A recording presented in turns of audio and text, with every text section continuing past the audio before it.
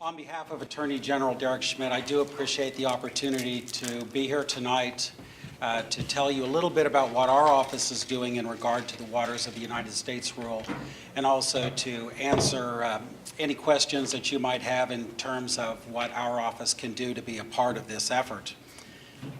A little higher? They're hollering. Okay, a little higher, got it. Throughout the 4 years that Derek Schmidt has served as Attorney General, our office has become involved in various fights against the federal government involving their intrusion into areas that are truly the states' rights to regulate. We've been involved in litigation over the last 4 years in areas such as the TMDLs in Chesapeake Bay. We've been involved in fights over greenhouse gases, cross-state pollution rules. Now we're even up to our eyeballs in litigation over the lesser prairie chicken. So in each and every one of these cases, the federal government has really overstepped its boundaries under the argument that the states cannot be trusted to do what's right. They believe that the states will not protect our natural resources, the land, the air, the water, and that only the federal government is capable of truly protecting those resources. And as I'm sure all of you do, we certainly reject that notion on its face. Our interest in this is slightly different from the speakers that you've heard today, but I think it's a different perspective that I think you will like to hear. And our interest is really twofold. The first one is that we have to protect the sovereignty of the state of Kansas. And anytime the federal government steps into areas that are truly the state's rights under the United States Constitution, we will fight back.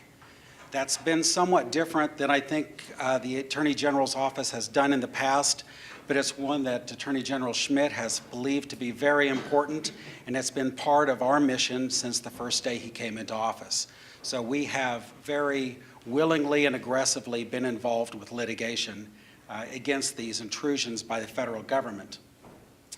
And the second part of what we're also doing is we're trying to protect the rights of our citizens, because where the federal government steps in and interferes with your rights to conduct your business in the way that you believe is best, and that over time you've proven over and over again that you are efficient and effective and good stewards of the land and our resources, we want to protect that as well. So that's where we come in. So we're slightly different than some of the other speakers. The Waters of the U.S. proposed rule is like the other ones that I mentioned earlier. It also presents a very similar danger to the state of Kansas, as do the other ones. The proposed rule, it impermissibly seeks to broaden federal authority under the Clean Water Act. And as most of you know, that the Clean Water Act is a perfect example of what they call cooperative federalism. And that is that the states and the federal government are equal partners. And as equal partners, we work together to protect our environment. And in a similar vein, the Clean Air Act is also set up and structured in that same fashion. So when the Clean Water Act was passed, Congress specifically stated that the Clean Water Act was designed to recognize, preserve, and protect the primary responsibilities and rights of the states to plan the development and use of land and water resources. Yet this proposed rule violates the mandatory principles of the Clean Water Act, and it seeks to place the lion's share of the intrastate water and land management in the hands of the federal government. The scope of the rule is truly breathtaking, and I'll just briefly touch on some areas that have really been hit far more capably by other speakers. But the rule introduces terms into the Clean Water Act such as tributary, riparian area, and floodplain, and then defines these terms very broadly, and in order that they can declare that large amounts of intrastate land and waters are always within the agency's jurisdiction. The rule then pairs that already expansive coverage with a virtually limitless catch-all phrase. And that catch-all phrase is such that almost no water or occasional wetland is ever safe from federal regulation. The rule seeks to bring within the agency's power every water and land that happens to lie within the giant floodplains on the supposition that those waters or lands may connect to national waters, even if it happened to be a once-in-a-decade rainstorm. It sweeps in the roadside ditches that are dry most of the year, so as long as those ditches have a bank and a minimum amount of water flow at some point in the year. And it also captures little creeks that happen to lie within what the agencies deem to define a riparian area, and covers many small ponds, ditches, and streams. And it gives farmers and homeowners no certainty at all that their farms and backyards are ever safe from federal regulation. Now, when we look at rules, we look at them in two fashions. One is whether the rule is jurisdictional, and secondly, whether it is regulatory. In this case, our concern is both. That what the EPA and the Corps is seeking to do in this case is expand the jurisdiction that they have to regulate. And then they go the next step, it is how are we going to regulate? But it's the jurisdiction one that really concerns our office the most. And that is because this is the point where they're stepping in and saying, we're going to take away this authority from the states. And that we are declaring that we have the right to do something that has never previously been recognized. And in fact, it's even trying to get into areas that Congress has specifically said they cannot be in. So that's kind of where we're looking at this. So we are looking at the jurisdictional concerns first and foremost, and then the regulatory concerns are an additional part of that. We believe that there's numerous features in this proposed rule that exceed the statutory requirements of the Clean Water Act. They violate the principles of federalism that are embodied in the Clean Water Act, and they exceed the boundaries of Congress's congressional authority. And I also want to talk just briefly about some other risks that maybe don't get talked about quite so much.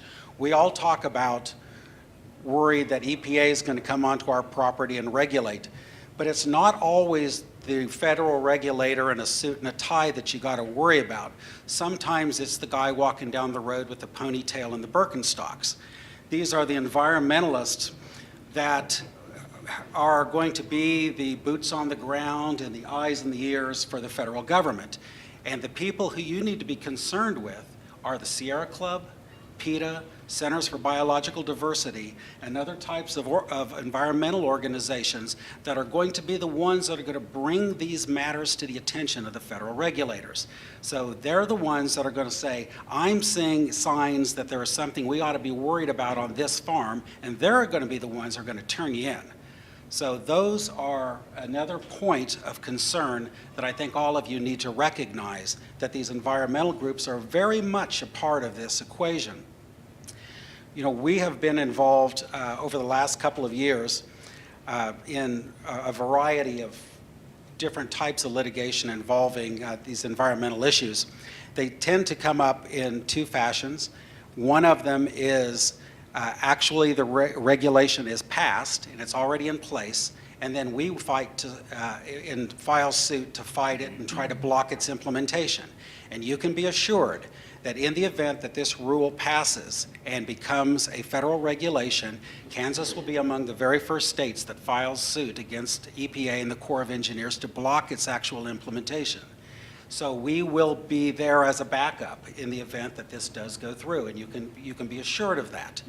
Secondly, the other part is that you have to be aware of and concerned with. Well, let's say that this regulation does not go through, and they can't get it through the regular, normal bureaucratic channels. So what does EPA do?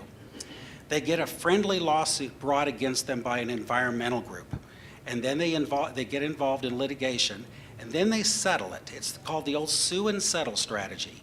And so what they do is they settle the litigation that's brought against them by the environmental groups, and they do it on the very terms that EPA wanted to do in the regulatory process but couldn't get through. So in that case, what we would have to do would be, once again, become involved in litigation to block the implementation of a sue and settle agreement, because that is another point of attack. So there are other areas besides this regulation that it still involve the very same concerns. I also want to just add just two interesting bits of information that you might find interesting from all of this. On September 16th, there were 7 attorneys general from various states, and also the attorneys general for the District of Columbia actually have already filed a comment letter urging EPA to adopt the Waters of the U.S. rule. So even though many of our states are fighting hard against it, you please be aware that there are others who are on the other side and that they're going to be fighting equally hard for its implementation. This letter praises what they call the jurisdictional certainty that this rule will bring. Now, personally, I find that frightening, and I'm certain that Attorney General Schmidt does as well, because I find it amazing that the chief legal officers of sovereign states are completely willing to give up their rights to the federal government. That is just unbelievable, yet true. The argument that these attorneys general bring can really be boiled down to 3 words, and they put it right in their letter. And they say the EPA needs to regulate here because water flows downhill. So under their view, any water that drains ought to be subject to federal regulation. And again, that is a frightening and daunting thought. Now, another thing that I wanted to bring to your attention, which should actually give you a little bit of good news here, maybe a little bit of a smile, is that this rule is not even entirely popular inside the Obama administration. Yesterday, the Small Business Administration's Office of Advocacy called for the rule to be withdrawn. The SBA has challenged the claim that the rule has only indirect effects on small business, and they argue that EPA has used a flawed methodology in measuring the cost of the proposed rule. So I find that very interesting to know that the Small Business Administration is actually on our side on this one. And you don't always see jurisdictional fights like that inside an administration, but in this case, the Small Business Administration has come out in opposition to EPA. So thank you for the opportunity to participate in tonight's panel, and later I'd be glad to answer any questions that you might have.